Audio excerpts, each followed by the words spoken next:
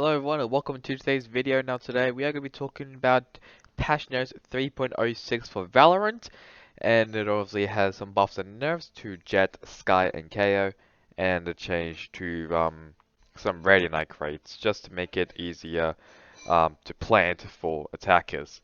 Now let's just have a look at the patch notes itself. Well, first off with Skye. Skye has been nerfed mainly over her Guiding Light, which is her blind. The unequipped time after casting or bending guided light projectile increase from 0.5 to 0.75. The wind up time after activation before the flash goes off 0.25 to zero point 0.3, so that's just an increase. So that's what the guiding light is. It basically means that it's going to be a little bit slower for her blind to go off, and when she casts it, it'll be a little bit slower as well. And then the final one, it is the Seeker, so her ultimate. The cost has been increased from 6 to 7, which I think is a pretty good change. I do think she was getting it a little bit too quickly. Even when I played Skye, I feel like she was getting it a little too quick. And her Guiding Light change is also pretty good. It's a pretty good nerf to it. So luckily now you don't have to it won't affect her too much, in my opinion. I think I think pro players are still gonna use her because of just how good her blind is. But it will definitely hinder her play percentage. But I think she'll still be pretty good. She won't be as OP as she was now. Well, as she was earlier. But I think she'll still be a pretty good character, and I feel like people are still gonna play her. So it's still some good changes, especially the ultimate and or yeah, especially the ultimate. The guy light change is also good as well, so you don't have to like pop flash and then just peek and then go in. So at least now the enemies have time just to either destroy it or just run away or just don't look or just look away from it. So that's Skye. Next one is KO, and KO has gotten some buffs. So so this is mainly for his flash and his null. So the duration of the wind-up telegraph has been reduced from 0.5 to 0.3 seconds, and the duration of the wind-up telegraph reduced on right-click from 1 second to 0.3 seconds. So they all just have the same amount of wind-up. So basically, when you release it, um, it will take now 0.3 seconds just to activate it. The audio attached to the in-flight projectile has been removed, which is a pretty big buff, in my opinion. That basically means that KO. So like, if you flash as KO, you well, I think the enemy team won't be able to hear it. I think that's how it's supposed to happen. Supposed to be. I may be wrong. If someone can tell me in the comments below if I got it wrong, that would be great. And his null slash CMD, it does not stop pulsing after being down. So it will keep pulsing until he is officially killed. Which originally it was when he was downed. That's it. But now when he's down, he can still actually have some impact on the fight, even if he's down. So I think KO will be pretty strong now. I don't think he's going to be played a lot, but I do think he's going to be played more with these changes. And we all know what the final one is going to be. It's obviously Jett, and Jett has gotten a lot of nerfs. Well, only like 3 nerfs, but they're pretty big. So first one is the Cloud Burst. So the charges has been reduced from 3 to 2.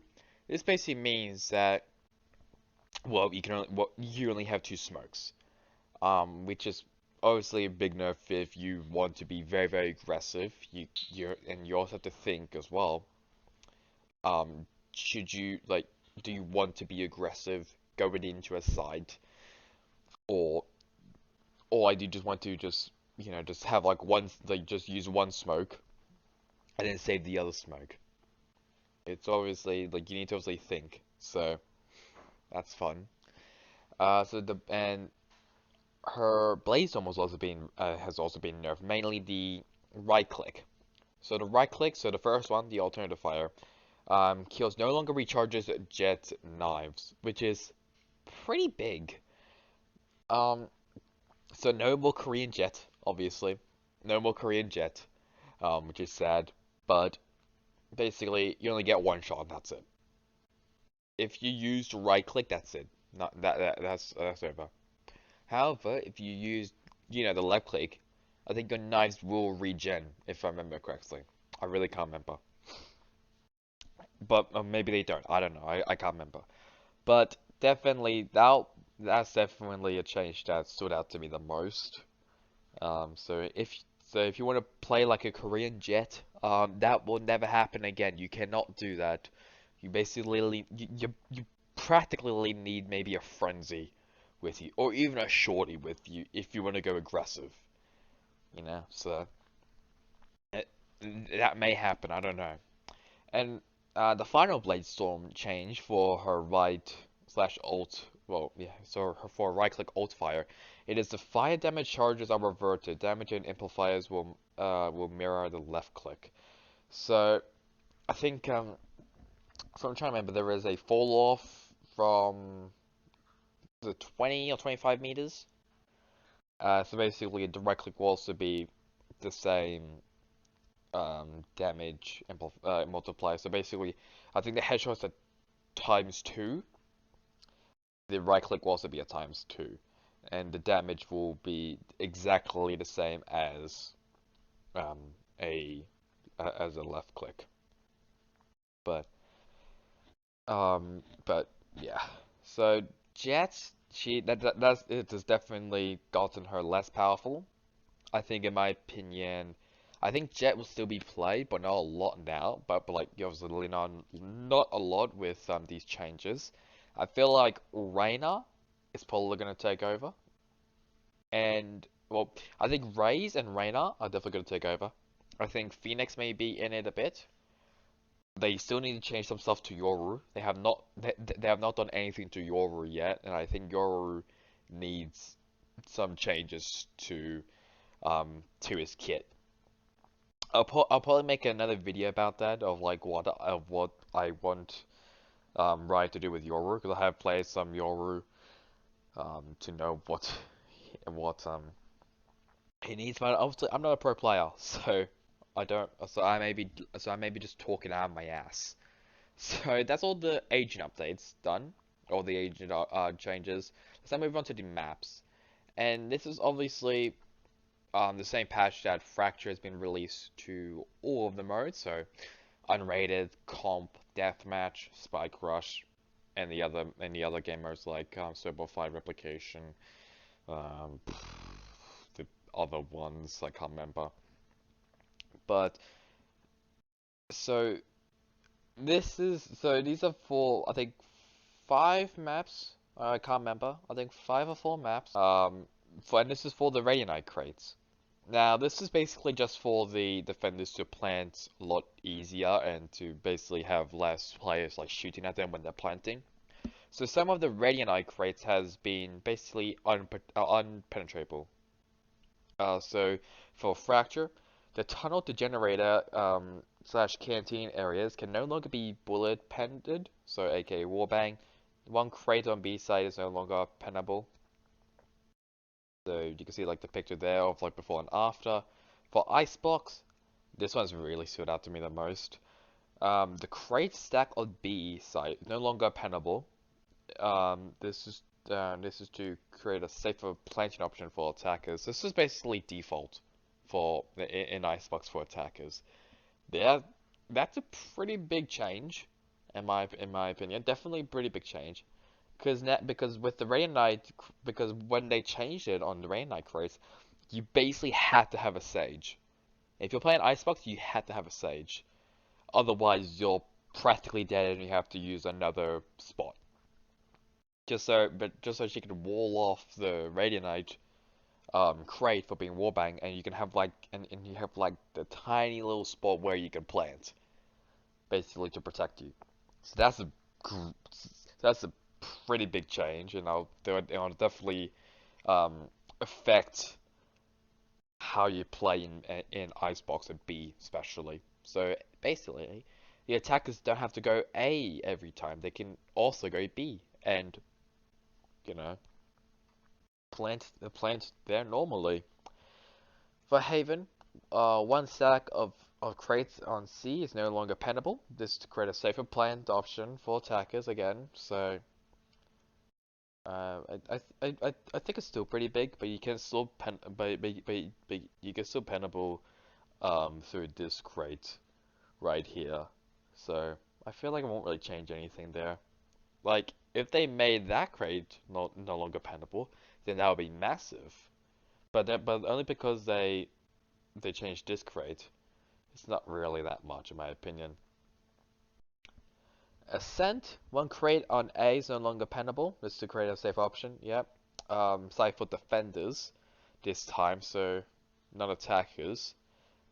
I guess it's pretty good as well. You know, you get to obviously hide under cover, so I think that's a pretty good change. And then for bind, there's a lot of one stack crate and A no longer is pennable to create a safer planting option for attackers. I don't know about this one. I mean, if you're standing in like the corner, so like the crate's like right in front of you, then maybe. But if you're in tower, you can still shoot through it. Like you get okay. If I open this up, you can still shoot through this part. But I guess I mean I guess it'll be good. It's gonna be weird, but it's a weird change for this one especially because I thought they were gonna change the one like next to the truck, but whatever. Game system updates. For users who are using the public beta environment, your settings for live and PvE have been split, and your settings should no longer be wiped when going between the two environments. Esports features coaches now defaulting to all chat rather than team chat, where they are muted for competitive integrity reasons. So that's a pretty good change. So there's only one bug in map, and that's for Icebox. The minimap and vision currents will now correctly display near B yellow callout. That was actually a tweet from someone. If I should have a look at the tweet, oh, that's Reddit actually. Well,